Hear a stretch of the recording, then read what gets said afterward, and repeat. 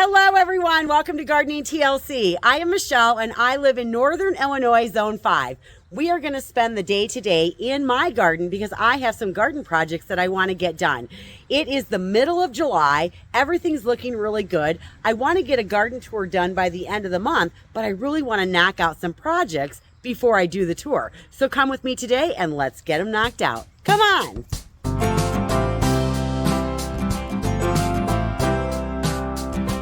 It's actually been like a little over 30 days since I've actually done anything in my own garden. So the last time I was in this garden was when I did the cutback of all the perennials, and I'll give you an update and show you those today.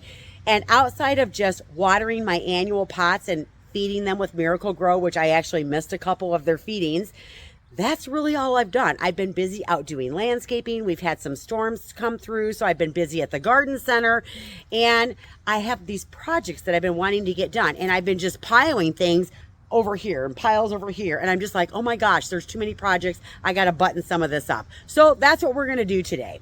If you are new here, welcome. I'm so glad that you decided to join us. If you like our videos, subscribe below, like, share with your friends, leave your comments, ask your questions, because I would love to hear from you and help you in any way that I can. So without further ado, let's go do some pots at the end of the driveway first. I know I'm going to plant some pots. The first thing I need to do is this area is where I've decided to pot up some things at the end of the driveway where I've got this little, it's like a little backup area, but I was going to do the corners. So these are the Nature's Willow dedicated pots that I did that were up at the entrance to the sidewalk bed, but there's just not enough sun up there, so they're looking leggy. They don't have a lot of flowers. So I was going to do a cutback on them, fertilize them, and then move them out here where they're going to get more sun. So I'm going to pull those up, and then I'm going to put these containers behind them. So this is a terracotta pot. It's not glazed, but as you can see, when this one came in, see how it's got that crack in it? So I can't sell it. And the other one that I have over there is also damaged. So I've decided to put a tiny wine 9 bark in here. I've got my potting soil ready, and I've had these sitting out here for like a week, and I just keep running out here watering them.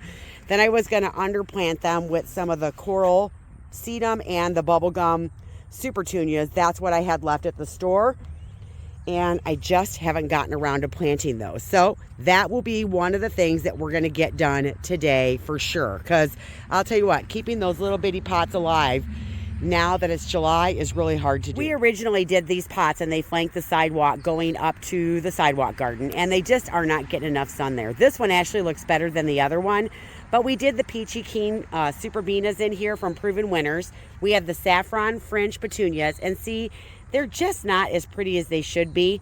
We also have eucalyptus in here, and you can see how that spiral eucalyptus is leaning because it was stretching for the sun all the time. And then we should have way more geraniums than we do for as many as I put in here. And so we're hoping that by moving them out here to the end of the driveway where they're going to get sun for at least 12 hours, that they're really going to start producing a lot better than they are. Here's the other one. Doesn't have hardly any super beana on it whatsoever, and that little bitty bit of saffron finch that you saw right there, yep, that was about all there is, and there's hardly any geranium. So yeah, we're hoping that by cutting it back, giving it a fresh cut, we'll fertilize it. I'm going to put some slow release fertilizer on it, and then Miracle-Gro. We'll keep fertilizing it once a week, keep watering it. We're going to hope that these by August will start to recover and look like they're supposed to look. But I'm also going to plant these and put those in the corner and then put those in front of it. So let's get busy.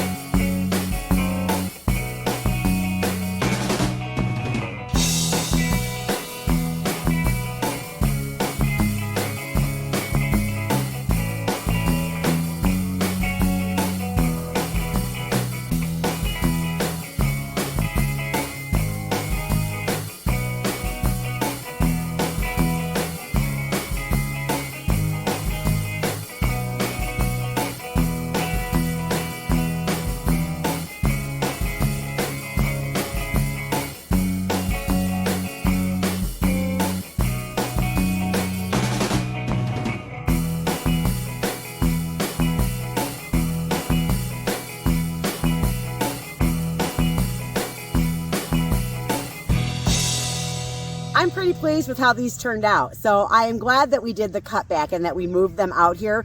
The biggest thing I have to do is make sure I don't run them over with my car when I back up out of the driveway, and just make sure, you know, that I go into the middle in between both sets of pots. So this one here, we ended up doing a cutback. I did cut the eucalyptus, the spiral eucalyptus, kind of all the way down to the top of the plant. I took both sets of branches that I cut off and I bundled them up. I took them inside and I put them in a closet. They're hanging upside down and they're drying. I could maybe bundle them up and put them in the shower, and they could be a shower bundle. Eucalyptus smells so good in the shower when the steam hits it, so that's just another way that you can use it.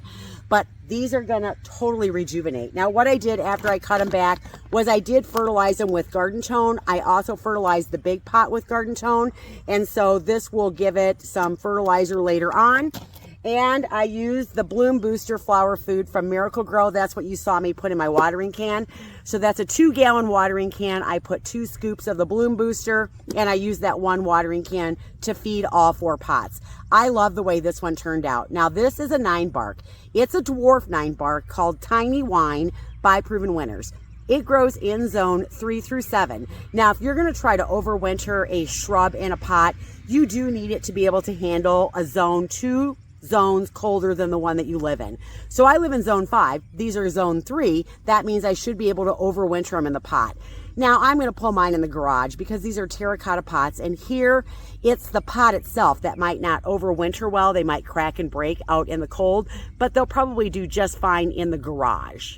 If I was going to grow this 9 bark in the ground, which is what I will do eventually, my goal is to let it sit in here and grow for the rest of the season, pull it into the garage and overwinter it, bring it back out next year and underplant it with something else, and then maybe at the end of next year plant it into the ground. But this is a dwarf cultivar, so it only gets 3 to 5 feet tall.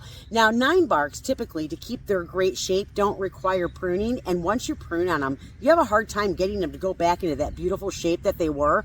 That's why I like them, because they're kind of that no prune shrub.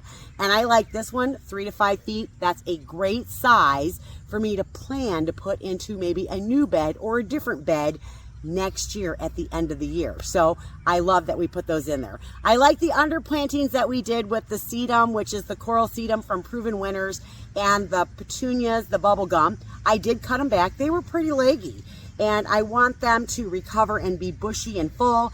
I cut the sedum back even though it looked really good, so that the petunias had a little bit of time to catch up and they were kind of more the same size. But I like the undercolor of those colors with the 9 bark. And you know what I really like? I love this cream colored pot with the color of the 9 bark and the grass behind it. It makes it stand out and it looks really good. So I'm pretty pleased with this project, and I can't believe I'm planting pots up. I think today is like July 22nd. I think that's the date today. So it's pretty late in the season to be doing a pot, but these guys will be fine. And now let's go on to project number 2. The next thing that I want to get done involves another pot. As you can see, it's all green. This pot was sitting over there, and then in the last garden tour, I talked about how it really wasn't producing any flowers, and so I moved it. And for the last 30 days, it's been in the sun. And that's what I got. I fertilized it with Miracle Grow. I kept it in the sun. It was getting like 12 hours of sun, and they just never really did well. Now, I actually think that the calibrachoas that I put in this pot weren't well rooted when I received them, because the first group of calibrachoas that I got in the garden center, those were planted in the back in some cone hanging baskets, and they're doing beautifully. Every calibrachoa that I planted from like the 3rd truck that came in with plants on it, I think they just weren't rooted well enough, and they just didn't get going. And now they're, well, here you go. Here they are. This is my calibrachoa. I know it didn't even really produce any roots, and it's not that I wasn't feeding them, because I was. I just think they didn't have enough roots to get going to start with. And I've decided that I don't really like osteospermins. I did some in the ground and they're okay, but the ones in the pot, total duds if you ask me. Here, I'll show you. So here is the pot, and here's what's wild is, see, look, there's even leaf scorch on the edge of my potato vine. So this is a Medusa potato vine, and I'm just gonna leave it. But see, here's the osteospermins, and I'm under impressed with these. So that's it. That's as good as they got. They never really produced and did well at all.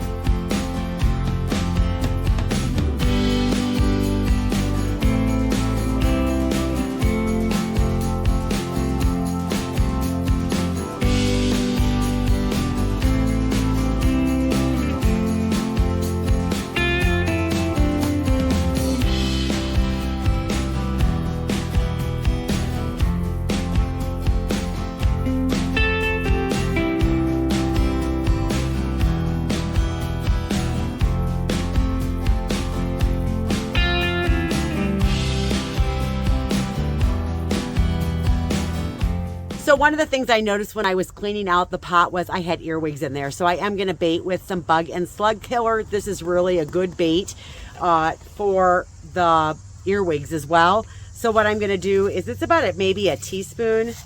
Yeah, probably not that much. Probably like this much in a pot like that. Usually what you want to do is water it in, but not standing water, and then sprinkle it around. What happens is the earwigs will eat this, it'll kill them, but it also will repel them, and then they won't come back in as well. So we're hoping that this will stop anything that's going on from damage from them as well. I don't know if any of the damage was caused by them. I just know I saw them in there. We'll sprinkle this around.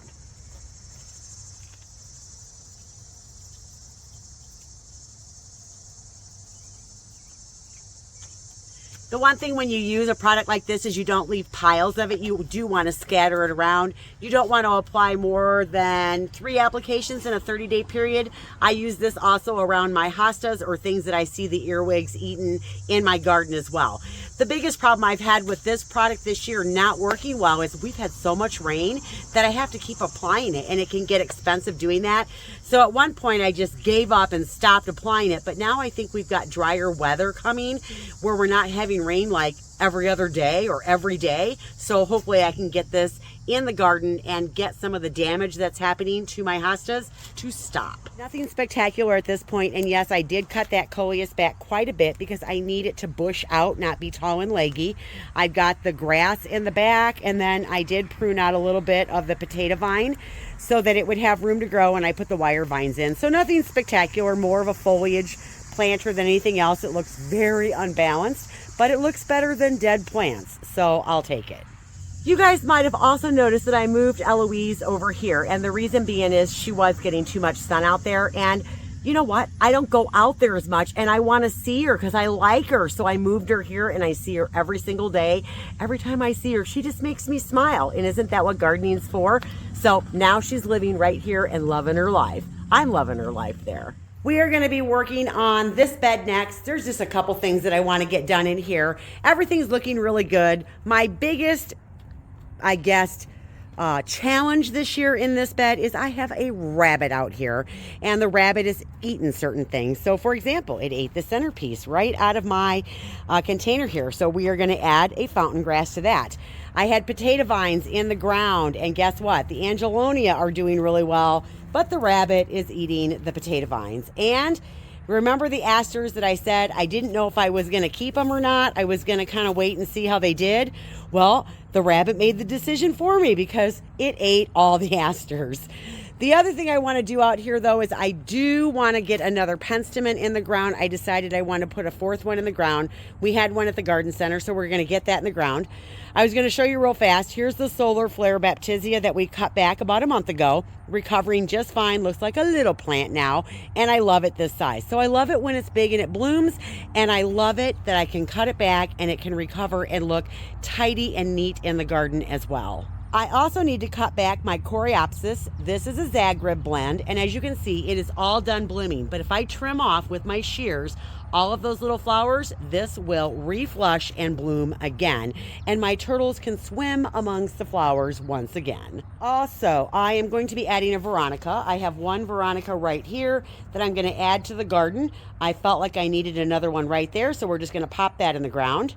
And then let me show you the other Baptisia that I cut back. Here is the other Baptisia. This one was the Baptisia australis, as you can see, looking really good. And check it out. I had another pot that came in with the same series that we just potted up.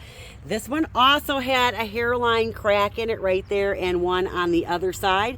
But it makes a perfect pot for me to put my extension hose in because my hose won't reach out there. And when it's time to water, I can just snap that right onto my hose and get out there and water. Perfect.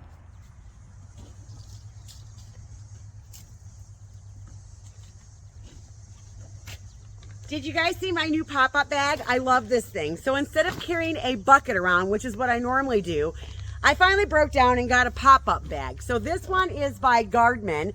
It's the perfect size for me because I don't overweigh it. It doesn't get too heavy.